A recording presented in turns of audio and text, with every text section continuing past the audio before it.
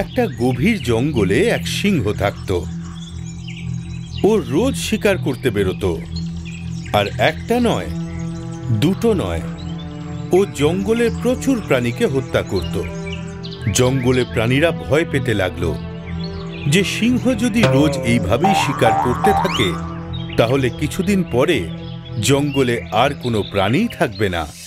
একদিন জঙ্গলের সব প্রাণীরা একত্রিত হলো আর এই সমস্যা নিয়ে আলোচনা করতে লাগলো। শেষমেশ ওরা ঠিক করলো যে সবাই মিলে সিংহের কাছে গিয়ে ওরা এই ব্যাপারে কথা বলবে। পরের দিন প্রাণীদের একটা দল সিংহের কাছে পৌঁছলো। ওদের একসাথে ওখানে আসতে দেখে সিংহ ঘাবড়ে গেল আর ও গর্জন করে জিজ্ঞেস করল, কি ব্যাপার?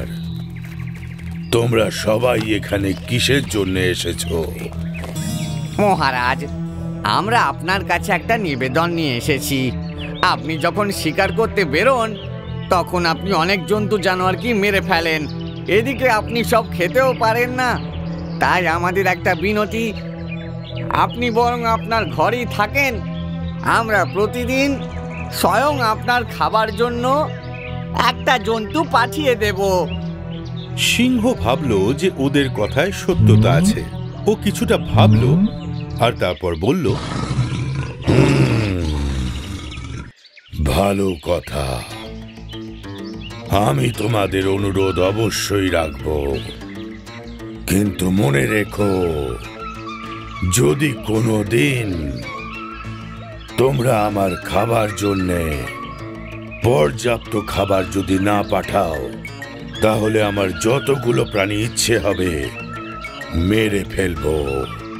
ওরা সিংহের শর্ত মেনে নিল আর নিজের নিজের ঘরে ফিরে গেল।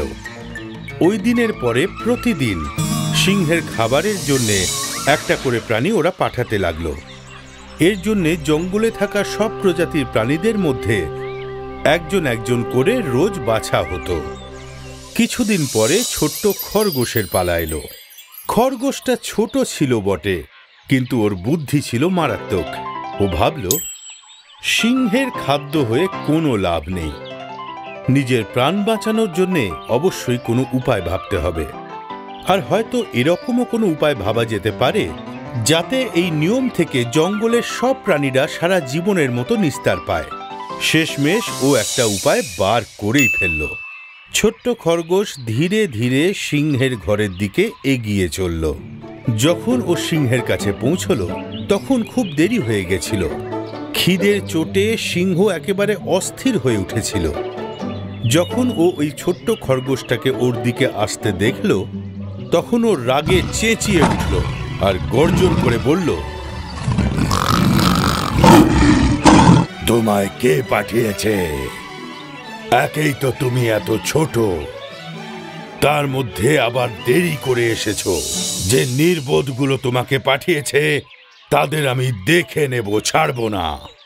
একটা একটা করে সকলকে না যদি হত্যা করি তাহলে আমার নাম সিংহ নয়।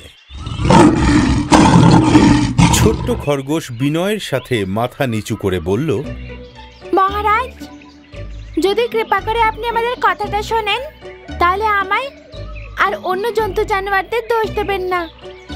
ওরা এটা জানতো যে একটা ছোট্ট খরগোশ আপনার খিদে মেটাতে পারবে না, এই জন্য ওরা 6টা খরগোশ পাঠিয়েছিল। কিন্তু রাস্তায় আমাদের সাথে আরেকটা সিংহের দেখা হলো যে 5টা খরগোশকে মেরে খেয়ে ফেলেছে। এই কথা শুনে সিংহ রেগে গিয়ে বলল, কি বললে? অন্য সিংহ?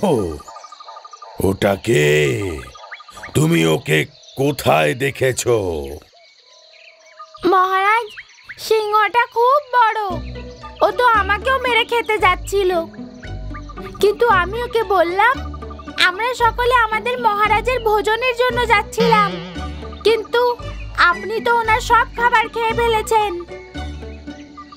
খরগোশের কথা শুনে সিংহের প্রচন্ড রাগ হলো আর ও জোরে জোরে গর্জন করতে লাগলো। ওর ভয়ানক গর্জনে সারা জঙ্গল কেঁপে উঠল।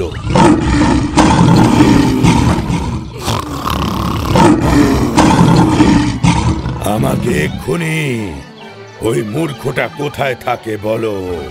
যতক্ষণ না আমি ওকে হত্যা করতে পারছি আমার শান্তি হবে না। এদিকে আসুন মহারাজ, এদিকে আসুন। খরগোশ রাস্তা দেখিয়ে সিংহকে একটা কুয়োর কাছে নিয়ে গেল। মহারাজ, ওই দুষ্ট সিংহটা মাটির নিচের কেল্লায় থাকে, একটু সাবধানে।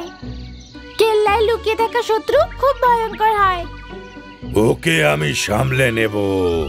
তুমি শুধু এটা বলো, ও আছে কোথায়? এইখানে বাইরে দাঁড়িয়েছিল। মনে হচ্ছে আপনাকে আসতে দেখে ও কুয়োর মধ্যে চলে গেছে। সিংহ কুয়োর ভেতর তাকিয়ে দেখল। তখন কুয়োর জলে সিংহ নিজের প্রতিচ্ছবি দেখতে পেল।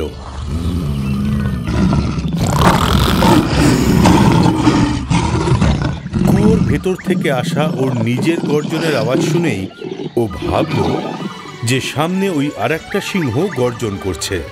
শত্রুকে তক্ষুনি হত্যা করার জন্যে ওর সঙ্গে সঙ্গে কুয়োর ভেতর লাফ দিল, আর কুয়োটা জলে ভরা থাকায় ওখানেই ডুবে মারা গেল। শিক্ষা: অহংকার থেকেই বিনাশ হয়। আমাদের ইউটিউব চ্যানেলকে এক্ষুনি সাবস্ক্রাইব করুন। নতুন ভিডিওস দেখার জন্য বেল আইকন প্রেস করুন। আর আমাদের ভিডিওতে নিজেদের কমেন্ট অবশ্যই লিখুন। ভিডিও লাইক করে নিজেদের বন্ধুদের মধ্যে অবশ্যই শেয়ার করুন।